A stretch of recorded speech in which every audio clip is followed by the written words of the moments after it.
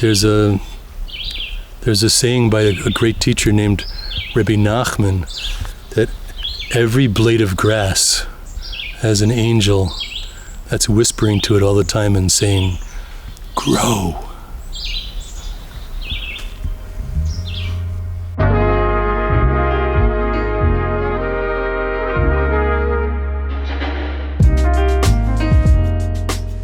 Hello, welcome to Good and Decent, a Grotto podcast. Episode 20, The Elusive Gooseberry.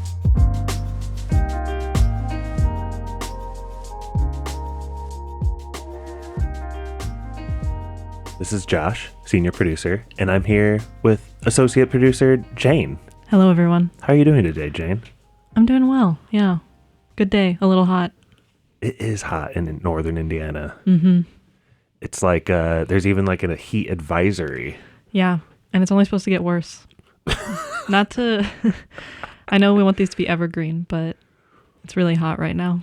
I just wanted to share some of your character, and I think you saying that it's only going to get worse kind of does that. So that's a good opening for us.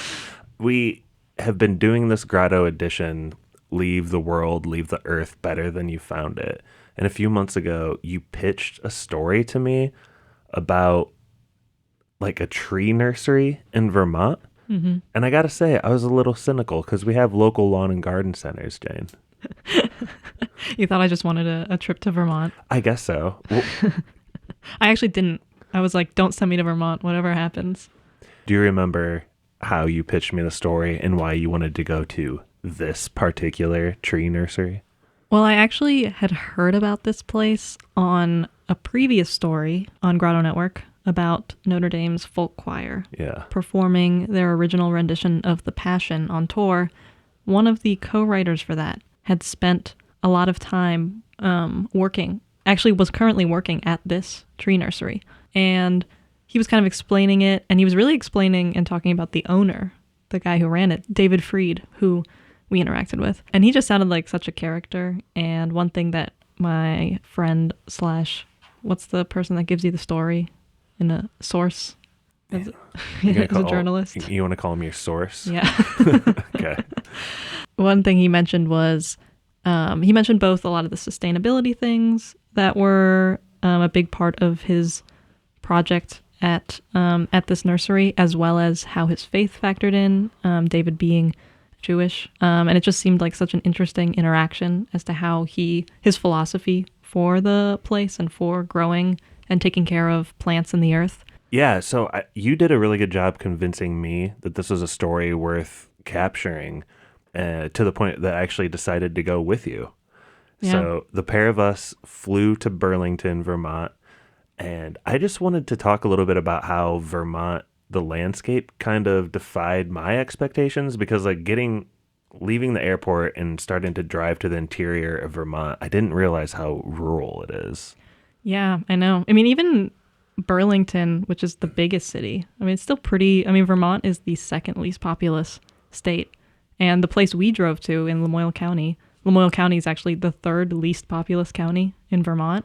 So we were getting pretty remote into an already pretty remote state. Yeah. Just driving through the mountains. It was beautiful. We also got extremely lucky there with the weather, though. Yeah.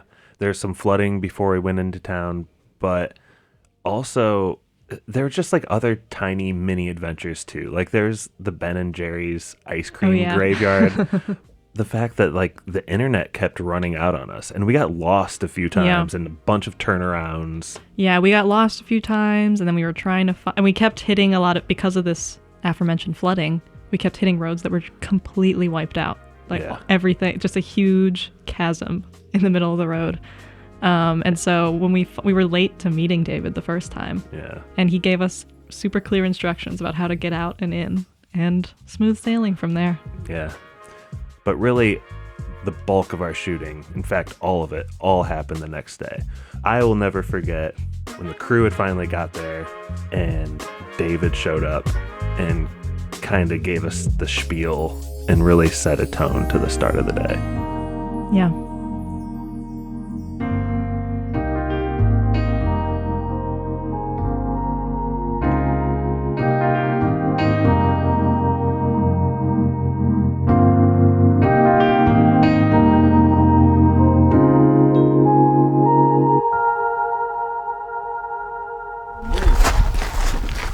Morning, David. Hi, David.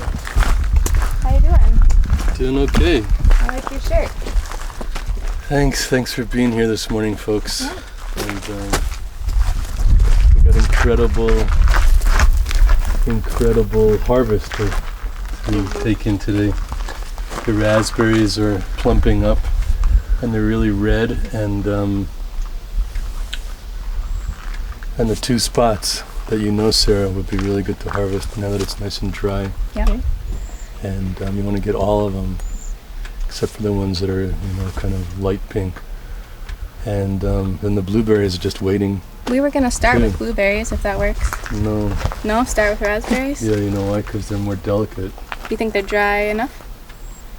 Yeah. It rains since Saturday, does it? You tell. If you don't think they are, Then we'll switch. Okay. then switch. They probably are. Colin here? I haven't seen Colin yet. Okay. Okay, raspberries then. Cool. That field will probably be the little cousin field will probably be drier first because it's a little shadier here. Sure. So Okay. watch out for insects and Yeah, there's often just like bees and wasps in there too, so. yeah. So just watch out before you put your finger on it. Just have an awareness. I did almost grab a wasp last week. Because our fruit is so good, they like it too. Yeah, makes sense. Okay. Okay, and raspberries, you just do half bags. Yeah. And Don't get smushed. you found where you didn't put them up in the cupboard. Yes, Yeah. we did. And the new cart. That's great. Yeah. And good. Thanks for being here today. Yeah. Okay. Appreciate you so much. Okay. Good morning, David. Good morning. How was the night? It was all right. Sleeping was okay. Yeah, Did you you're get right. food? You're right about that. From what we experienced, summer in late July in Vermont is amazing. Everything is lush. It's hot during the day, and it really cools down at night. David actually gave me some advice that when I went to bed at my Airbnb that night, I should definitely open up a window. I did, and had one of my best sleeps in a while. This morning, though, as we met up at the farm, it was starting to heat up. It was about 9 o'clock in the morning. Jane went somewhere else to get some B-roll, and I hopped in the golf cart with David.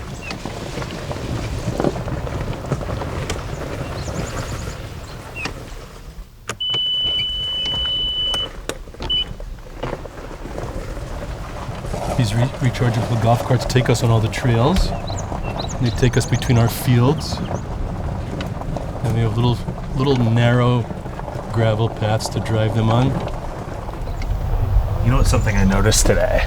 Is that I asked Annika how she remembers all the plants, and she says it's like people. If you think about a relationship like that, you can, one of the next things she showed me was the gooseberry plants, and you guys have already harvested them. But that brought back this memory of 12-year-old, 9-year-old me at my grandma's when she used to have a fruit garden and had gooseberries. And you never hear about it, right? No, I haven't. I don't know if I've had one since, to be honest. It's bringing back feelings, Yeah, right. So I don't know. Is that something you hear all the time? Evoking memories and plants people haven't seen in a long time. Yes. And we have a lot of heirlooms. It's really, people think we grow plants here, which we do, but really what we're cultivating is hope and belief that the world is a good place. And we work to show that by being kind to each other, by growing good plants, by treating people well, and by being kind to one another.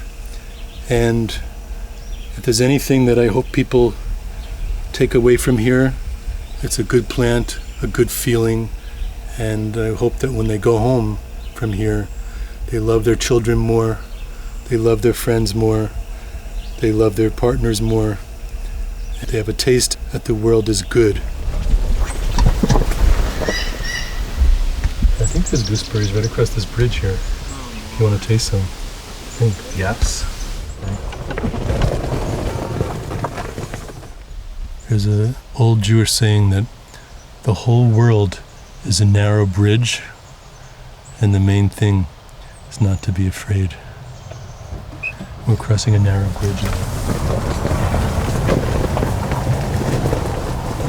They're going to take us to gooseberries that you remember from your childhood. Wow, my oldest daughter must have been here harvesting gooseberries. We'll have to take you to some new ones, okay? Okay, but that's low priority. Are you kidding? Gooseberries for me. The highest priority is to listen to what the people with me are talking about and seeing how many times I can come through.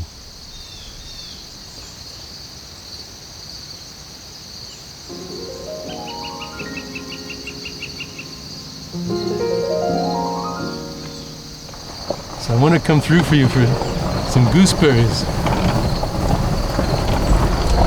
Here's black currants. Ooh, look at this branch. Black currants all along the path. We'll taste those later because it would ruin the taste of the gooseberries a little bit. Look, there's Jane.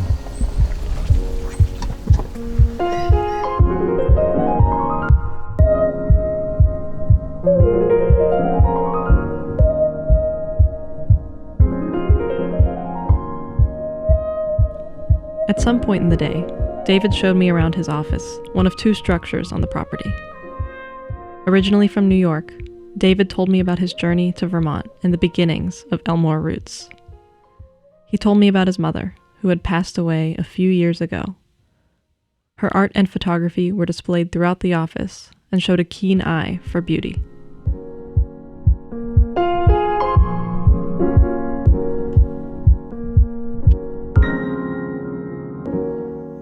I got here hiking the long trail. There's a trail that starts on the Massachusetts-Vermont border and goes all the way up to Quebec.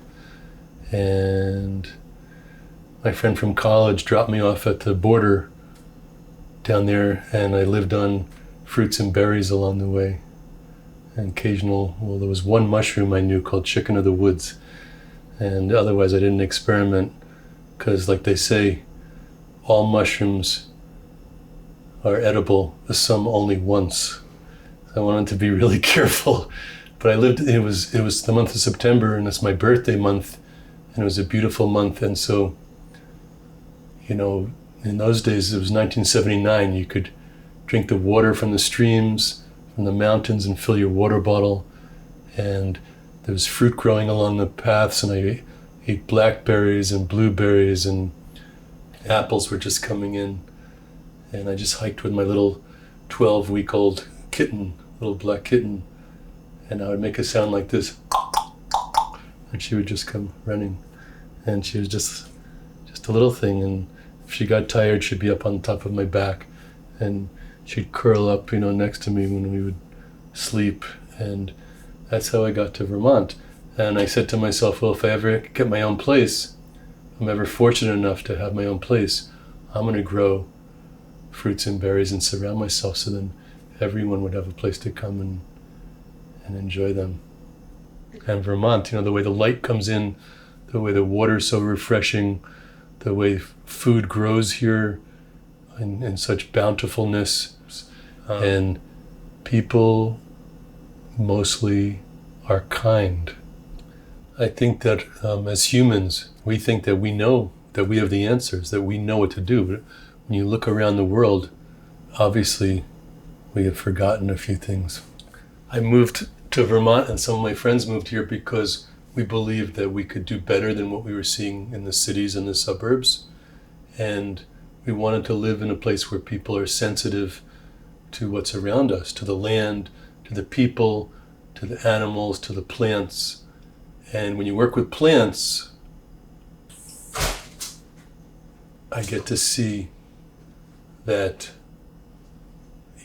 they are like holy beings that grow and respond to the light and to the touch, and they give us so much, and we have to do very little. So one of my main things we do here, we're not great growers, we just have to protect the plants and not hurt them. And we have to live our lives and manage things in a gentle way so that everything around us, all the plants and animals and birds and amphibians and, even the insects that there's millions of that we don't even know what they are and what they do. I want them all to thrive because they're all given to us here to work with, in this unbelievable creation, and it's our job to take care of them so that the whole universe will thrive.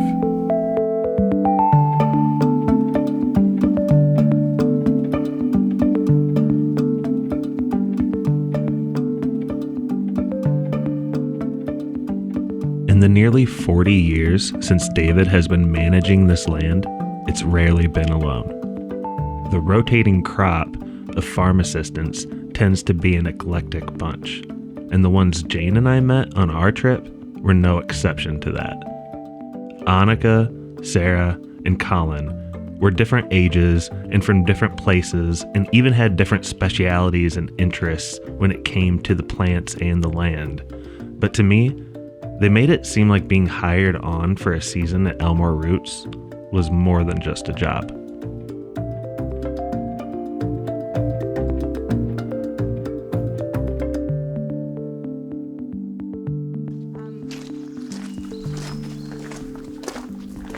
I put years into plant ID. I like to say that it's it's kind of like meeting friends, but it also certainly a lot of work. I went to Sterling College, this tiny little environmental focused college in Vermont, and focused on ecology.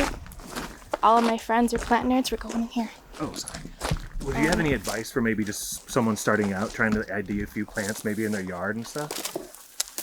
Yes. Okay. So these days there's the Seek app, which is a really good start, but not always the most reliable thing. I've been with people in the woods and they'll pull out their app and they'll be like, this plant is a dicot, which is one of the very first ways to organize plants, monocots or dicots, but they believe it's the name of the plant. So it's easy to get confused when you're just starting out. Best to go walk around in the woods with someone and let them tell you and get a bunch of books. But it's about forming a relationship, all of natural history. Once you have an experience with the plant, then it's much more likely to stick in your brain. Okay, so let's see. This is largely a plum orchard in here that we're standing in, and we also line out a bunch of plants. These are all our little baby maples. These look like red maples. And then we get into aronias and some plants that just got too crowded out by this plant, which is a creeping buttercup. And we get into, these are high bush cranberry babies. These look like gooseberries. Ooh. Yeah, so gooseberries, they've got thorns on them. When do those get harvested? We probably just finished harvesting them. Yeah. But in here is one of our raspberry patches too, so it's a little bit of competing for space. How many years have you two been here, or seasons? This is my first season. Is this? I've been here since 2020. Okay.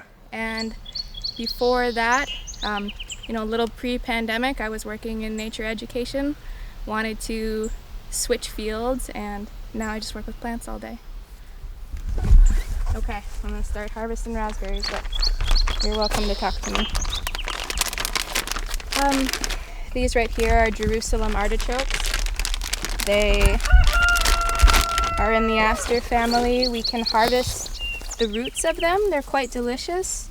I like to make sort of like a hummus-y like thing with them, roast them, and then smash them up with some garlic and herbs.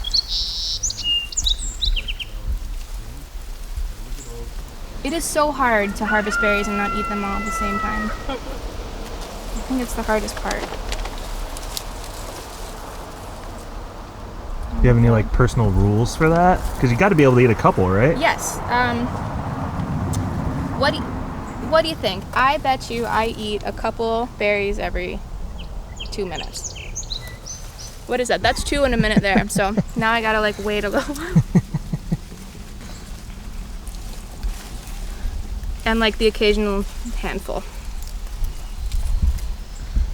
And then sometimes David will like tell us to take a bunch of frozen berries and make a smoothie with them. So he's very generous with it all.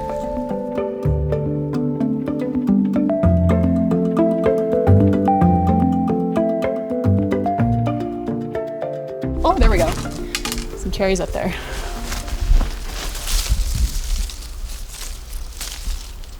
One? Yeah. Thank you. 6 months ago, I was living in Brooklyn. And, I talk to my friends now and they're like, oh, how's your life? And I just get to be like, well, I work on a farm and I eat berries all day. It's like, that's pretty idyllic. I don't know. People who live in the city have, I don't know. I don't want to be judgmental because I used to be one of them and I used to live there and really want to live there for a long time. But I think living in a sort of place like that kind of just makes you think that that's the best there is. And people aren't really interested in leaving that world because it's so exciting and so vibrant and so fast-paced. They're like, what could be better than this? And slowing down, I think, to a lot of my friends from the city is kind of just like almost inconceivable. Like if they slow down, they don't know what's going to happen. But I feel like I've been very lucky to have an opportunity to slow down and be with the woods more.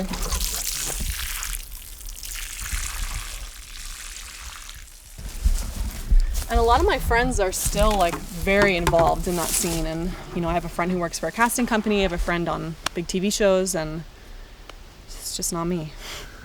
It's just not for me. I don't know.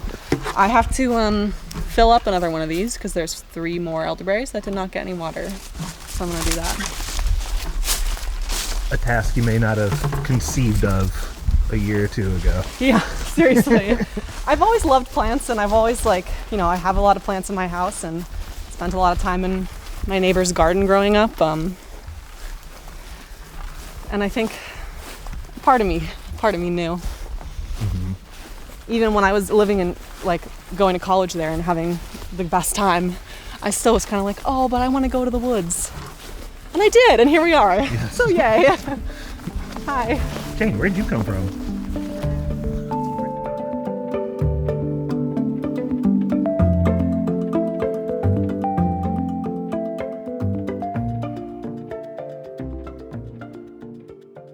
I'm doing a lot of transplanting working here, planting a tree from one place to another.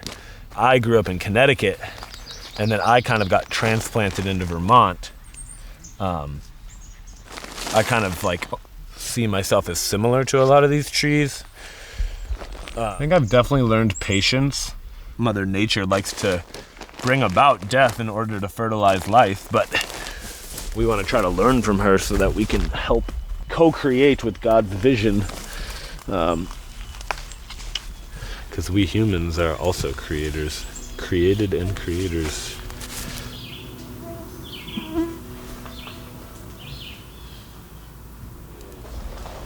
All these currant bushes that last year I got relatively addicted to black currants.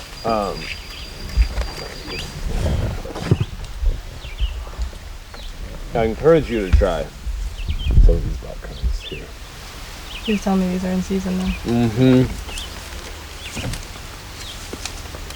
Currants maybe take, for some people are strong and take a little bit of kind of getting used to. They're very fresh tasting though. Mm-hmm. But for me it's I could see you can get addicted. Sometimes berries are man, this one is loaded. Hold on, I'm gonna put them right there.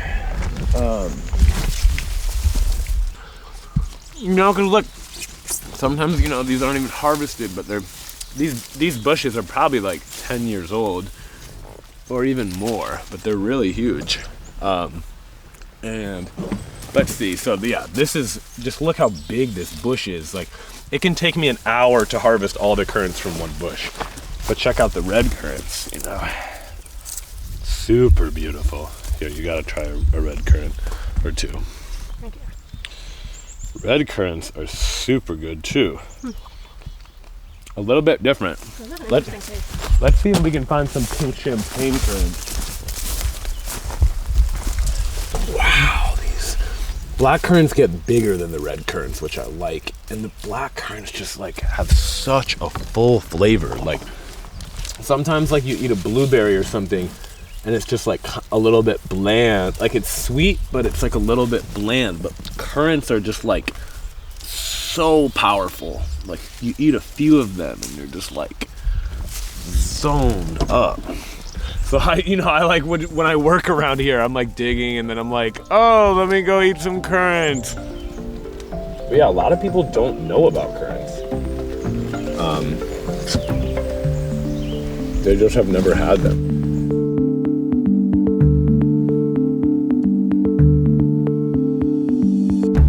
Want the natural balance between the birds that eat the insects that eat the other insects. And here's an ant I'm brushing off me, and I don't spray stuff on me. I'm here sharing the place with the flowers, the fruits, the birds, the sky. Part of it. I want to feel like I'm part of it. Do you? When do you feel that the most? When I stop and savor the moment. When I'm with a friend, when I'm showing Josh around, when I stop and I say, well, look, I can take a moment and just look at how this plant is leaning like this and like this and like this. And I don't even think of the names, like, a lot of people say like, oh, that bird is this, or this flower is this. I don't think about that because it's all part of the oneness that when I'm really tuned in, I feel I'm part of the oneness too. And, we say God is one. What does that mean? It means like, I have no idea. But once in a while I have a taste that I'm part of this oneness too. And that's when I feel my best. And that's what I want people to experience when they come up here and when they grow their own fruit trees and nut trees and berries, that they're part of this oneness too.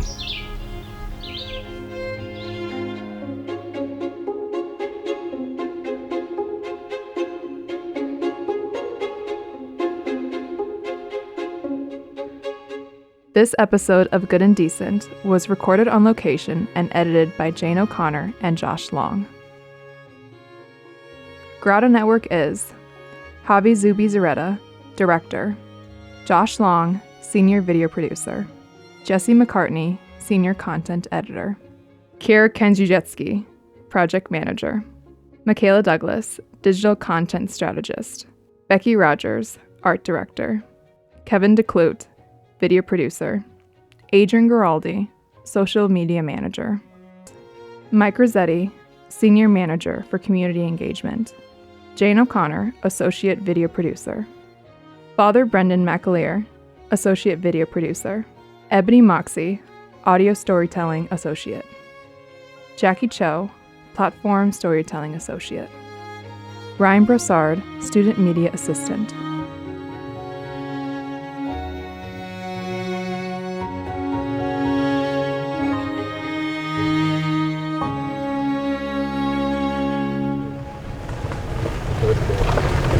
Let's see if we can find the elusive gooseberry.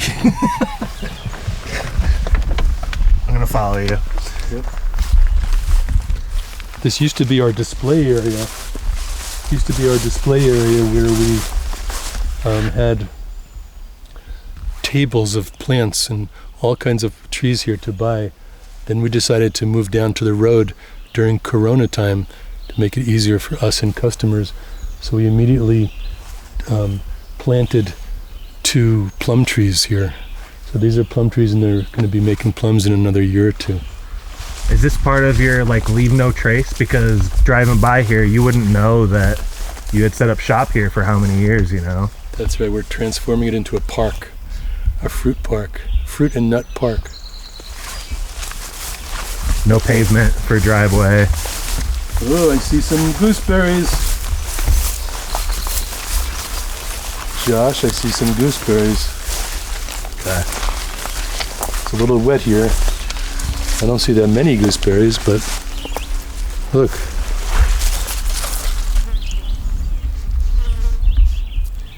See, they're green and then they turn pink. This is a ripe one. This particular kind turns pink when it's ready. This is one called, I think from South Dakota, called Pixwell, because they all have thorns, see? But the thorns on this one aren't, they're kind of far apart. Do you want to try one with me? Please. There's a special, I say blessings before everything I eat, so. Please. This one is Baruch atah Adonai l'nemelech olam borei pri ha'etz, and this is like, thank you so much, Creator, for making such a beautiful world and taking care of it every second so we can relax and bringing us fruit from the trees or from whatever grows above the ground and has wood, has permanent wood. Borei pri ha'etz.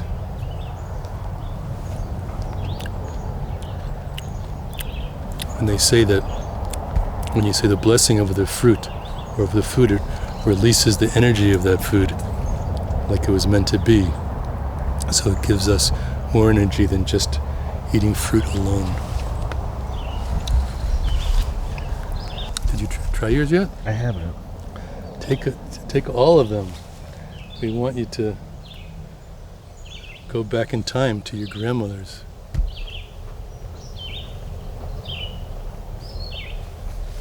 Yeah. Here. This is for you. That's for you. That's a good one. Thank you. This is a good one. Take like 2 more here. Take all. Look, here's another good one. So, when you taste this, you can connect with your grandmother when you were a little boy, and everything tasted so good because we took time for it. We took time to savor the moment of the deliciousness of both being with the grandmother and having fruit that we had never seen anywhere else. That's what we recreate here, is those moments. People get out of their car and they slow down and they walk the paths and they find the fruits of their dreams.